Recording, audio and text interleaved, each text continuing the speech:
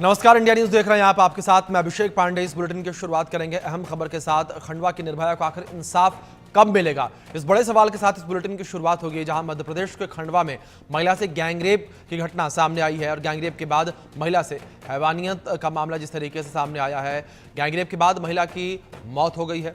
महिला के निजी अंग को नुकसान पहुंचाने की जानकारी सामने आ रही है। गैंगरेप के बाद ज्यादा ब्लीडिंग से महिला की मौत हो गई।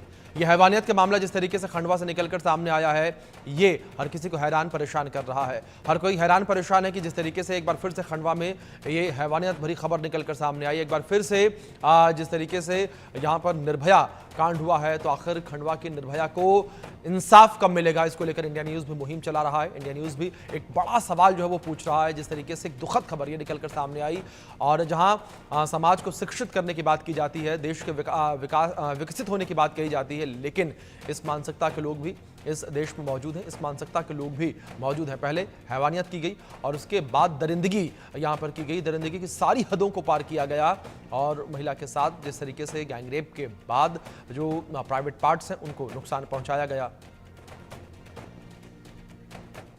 घटना 23 तारीख की है। खालवा थाने में रोशनी चौकी है, उसका एक गांव है, वहाँ पर ये घटना हुई है। 23 तारीख को दिन में उस गांव में शादी का एक कार्यक्रम था, जिसमें पीड़िता भी शामिल थी।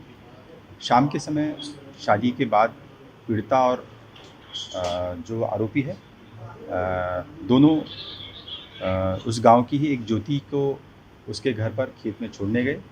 उसके पश्चात आरोपी पीड़िता के साथ में इसके घर में आया। हरी के घर में पीड़िता और हरी दोनों आए। इसके बाद में कुछ देर बाद लगभग 7 बजे सुनील भी आ गया।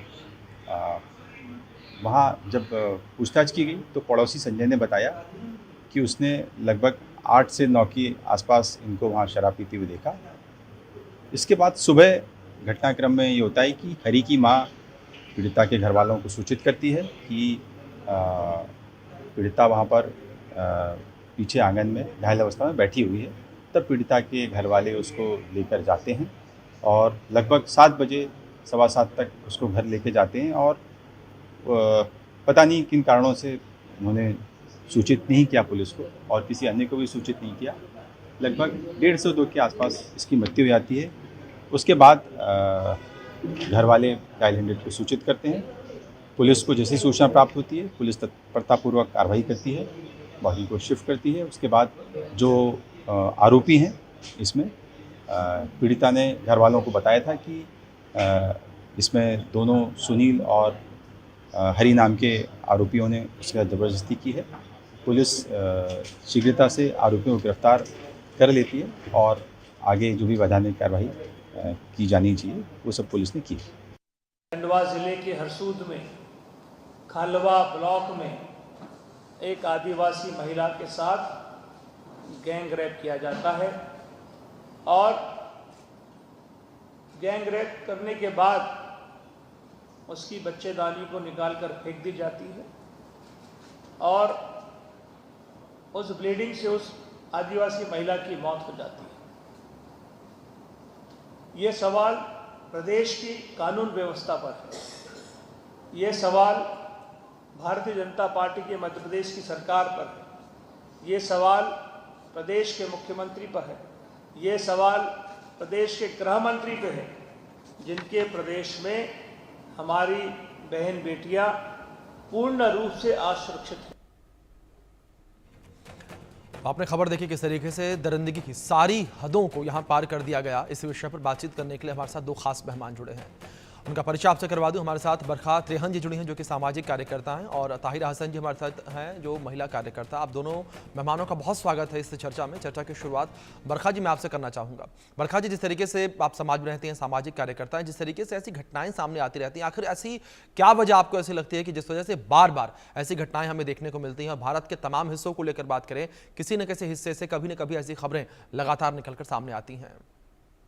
बहुत ही महत्वपूर्ण सवाल, और मैं धन्यवाद देना चाहूंगी यह न्यूज से मुद्दों लगातार करती आए जी। बहुत दुर्भाग्यपूर्ण स्थिति है, और मेरी पूरी संभावनाएं इस विक्टिम पार्ट है। बड़ा प्रश्न ये है कि बार ऐसी घटनाएं हो रही हैं।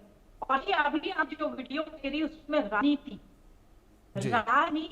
को अपनी चढ़ाने का कहा जाता है, आरोप प्रत्यारोप की राजनीति चलती है, बीच में कांग्रेस जेपी को घुसेगी, जितने हैं वो आपस में गुस्से घुसेंगी, लेकिन अपराध समझ के अपराधी कड़ी से सजा मिले। जिस 35 टुकड़े हट दिए थे, जो लड़ा फिर पाटना श्रद्धा का, आज भी आराम से दुनिया खा रहा है, तिहाड़ जेल में कर रहा है, कोई दुख ठीक नहीं है, लॉ की किताबें पढ़ा है और जल्द पता चलेगा कि ये शराब नाम का छोटा। तो डर ऑफ नहीं, सब अपने अपने हुई है, पॉलिटिक्स हर चीज में जाता है। और जो कार्यकर्ता मेरी जैसे करता, जो चाहे लड़का हो या लड़की हो, अलग के खिलाफ ये आवाज करते, उनके सामने ठीक है, हमारी ठीक है। बरखा जी मैं दोबारा आपका रुख करूंगा, कुछ ऑडियो में प्रॉब्लम है, मैं आपका वापस रुख करूंगा। एक रिएक्शन में ताहिरा जी का ले लेता हूं। ताहिरा जी, जिस तरीके से आप महिला कार्यकर्ता हैं, बार बार ये कही जाती है बात की वुमेन एम्पावरमेंट, क्या आपको नहीं लगता कि मैन एम्पावरमेंट की बात भी होनी चाहिए, कि जो ये मानसिकता है, इस मानसिकता को खत्म करने के लिए बात होनी चाहिए? देखिए, ये तो घर से शुरू होगी ना जी। ये तो जो पेरेंट्स है वो अपने बेटों को सिखाएंगे कि महिलाओं की इज्जत करो। अपने घर में जो इज्जत करेंगे, अगर बगल के लोगों की भी इज्जत करो। अपनी बगल की जो बच्ची है उसको भी अपनी बहन समझो। हर माँ की इज्जत करो। जिस तरह से तुम लोग छीटा कसी करते घूमते हो, हमारी बच्चियां स्कूल नहीं जा पाती, ड्रॉप आउट रेट बढ़ता है विलेजेस में, तो इसको कैसे रोका जाए, इस पे बात हो। लेकिन आज जो जिसमें हम बात करने आए हैं, इतना हीनियस क्राइम है। It reminds me of Nirbhaya कांड। निर्भया में क्या हुआ था, इसी तरह से उसका प्राइवेट पार्ट वॉयलेट किया गया था। देखिए, पॉलिटिक्स तो चाहे आरजीकर मेडिकल कॉलेज में हो, उसमें भी हुई थी, लेकिन हम ह्यूमन राइट एक्टिविस्ट औरतों के साथ खड़े हैं, हम महिलाओं के साथ खड़े हैं, तो जाहिर है हमारे साथ पुरुष भी खड़े हैं। महिलाएं अकेले खड़े होकर नहीं कुछ कर सकती, पुरुष भी शाना बशाना खड़े हैं। और मैं एक बात क्लियर कर दूं कि पेट्राकी की जब हम बात करते हैं कि पेट्राकी इज डीप रूटेड, तो ये सिर्फ पुरुष में पेट्राकी नहीं होती। अरे भाई, पेट्राकल महिलाएं भी होती हैं, पेट्राकी की वाहक महिलाएं भी होती हैं। पुरुष अक्सर महिलाओं की संवेदनाओं को समझते हैं, महिलाएं नहीं समझती हैं। तो ऐसा कोई नहीं है कि हमारी जो इसकी जो पूरी जंग चल रही है, जो फाइट है, वो कोई पुरुषों से है। पुरुष बहुत कुछ हमारे साथ है, लेकिन ये पेट्राकल किसी में भी हो सकता है, महिला में भी ये सोच हो सकती है, तो उसके खिलाफ। लेकिन जो इस तरह से उसका प्राइवेट पार्ट वॉयलेट किया गया महिला के साथ, और जिस तरह से दरंदगी की गई, उसके साथ बलात्कार किया गया, ये निहायत शर्मनाक है। और ये बार बार मैं कहती हूँ, निर्भया कांड के बाद जब एक हमारे पास जस्टिस वर्मा कमेटी गठित हो गई थी और पूरा देश आंदोलन में उतरा था, तब जाके गठित हुई थी। मैं नहीं कहती कि कांग्रेस ने ऐसे ही गठित कर दी थी, महिलाओं के पुरुषों के आंदोलन के बाद हुई थी। उसके बाद एक मजबूत कानून हाथ में आया था, तो उस कानून का इम्प्लीमेंटेशन क्यों नहीं हो रहा है? कन्विक्शन रेट पहला सवाल है कि बढ़ क्यों नहीं रहा है ऐसे केसेस में। जब तक कन्विक्शन रेट नहीं बढ़ेगा, डर पैदा नहीं होगा, और इस तरह से दरिंदे जो हैं हीनियस क्राइम करके दे विल गेट अवे।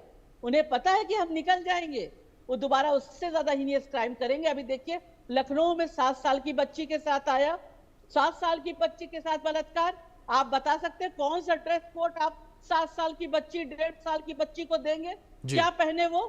हमारी महिला जो खेत मजदूर घूंघट में बलात्कार होता है समंतियों द्वारा, उनको कौन सा ड्रेस कोड बताया जाएगा? तो मुझे लगता है सबसे पहले तो हमें इसे संरक्षण पे, जो बलात्कार को संरक्षण देने वाली संस्कृति है, उसपे प्रहार करना चाहिए। कोई भी संरक्षण करे, महिला या पुरुष, उसमें हम प्रहार करते हैं। बिल्कुल बिल्कुल ताहिरा जी, सोच बदलने की जरूरत यहां पर है, जिस तरीके से लगातार ऐसे मामले सामने आ रहे हैं। बरखा जी, मैं आपके पास आऊंगा। जिस तरीके से एक और हम विकसित होते चले